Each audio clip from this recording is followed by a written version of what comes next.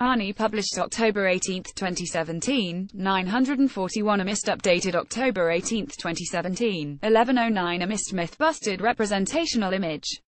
Photopixar Bay, Washington. Most and possibly all ovarian cancers do not start in ovaries but instead in the fallopian tubes, which are attached to them, claims a recent study. The new findings also point to the possibility that removing the woman's fallopian tubes, but not her ovaries, may reduce risk of ovarian cancer in those at high risk for disease, including those with genetic changes mutations known to increase risk, e.g. BRCA. Senior study author Douglas A. Levine from New York University's School of Medicine said that based on a better understanding of its origins, the study suggests new strategies for the prevention and early detection of ovarian cancer. The results revolve around the fallopian tubes, which enable egg cells that have the potential to be fertilized and become embryos to pass from the ovaries where they are made to the uterus.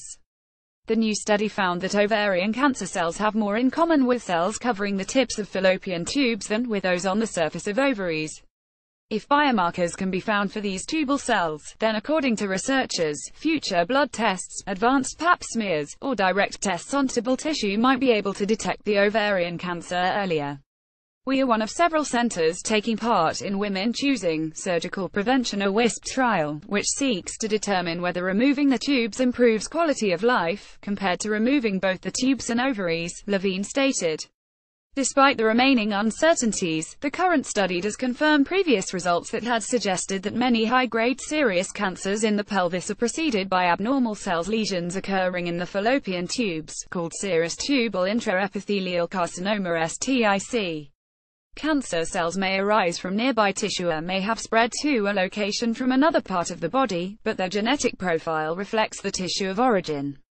Thus, the researchers knew going in that if STIC cells and ovarian cancer cells had different genetic profiles, they must have originated in different tissue types. Instead, in-depth molecular analyses of cells from 96 women with high-grade serous carcinoma failed to identify any genetic differences between cancer cells arising in the tubes and serous ovarian cancers occurring elsewhere in the pelvis. They found no differences in the 20,000 genes that they can identify. This leads us to believe that these ovarian cancers all originate in the fallopian tubes, Levine noted. Ovarian cancer is more aggressive than many other cancers because it is hard to diagnose in its earliest and most treatable stages. Fewer than 50% of women diagnosed with the disease survive for longer than 5 years after their diagnoses, according to the American Cancer Society. The research appears in Nature Communications Journal.